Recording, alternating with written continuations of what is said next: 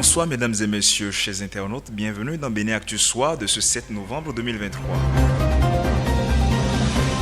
18 secrétaires généraux de syndicats affiliés à la Confédération Générale des Travailleurs du Bénin, CGTB, sont exclus depuis lundi 30 octobre de la dite organisation pour atteinte à son image et à sa ligne politique. La CGTB l'a annoncé lors de la dernière séance extraordinaire de son secrétariat exécutif national. D'après la décision signée par le secrétaire général de la Confédération, Moudassirou Bachabi, les 18 secrétaires généraux ont violé par leur agissement et prise de position les dispositions statutaires et réglementaires de la CGTB. Avec leur organisation, ils perdent ainsi toute affiliation avec la CGTB ainsi que les programmes et projets mis en œuvre par cette dernière et ses partenaires. Les travailleurs de bonne foi précédemment membres des dites organisations qui ne se sentent pas concernés par les agissements de ces secrétaires généraux sont exemptés des sanctions. Ces derniers doivent informer les instances de la CGTB de leur position vis-à-vis de leurs anciens responsables et continuer par défendre la ligne de la CGTB et de ses affiliés.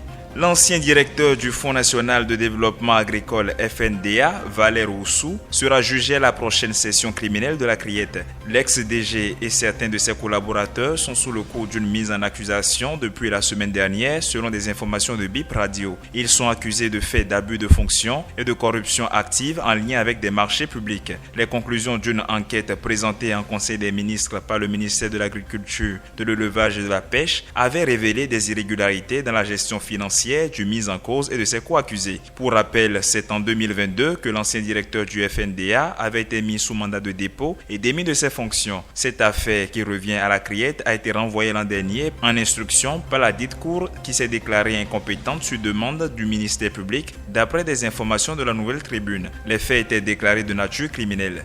Enfin, un étudiant en graphisme s'est retrouvé devant la Criette alors qu'il préparait sa soutenance. Devant les juges, le jeune graphiste en devenir a nié les faits d'escroquerie en ligne qui lui sont reprochés. En effet, le jeune homme a choisi pour son mémoire de fin de formation la thématique de la cybercriminalité. C'est alors, d'après ses propos, qu'il a enregistré dans son téléphone des captures de discussion d'un cybercriminel pour donner plus de consistance à ses travaux. Suite à ces explications, le ministère public a demandé sa relaxe au bénéfice du doute. Son avocat, quant à lui, a plaidé pour la relaxe pure et simple de son client. Mesdames et messieurs, c'est tout pour Bénin Actu Soir de ce 7 novembre. À demain pour un nouveau numéro de votre tranche consacrée à l'actualité au Bénin.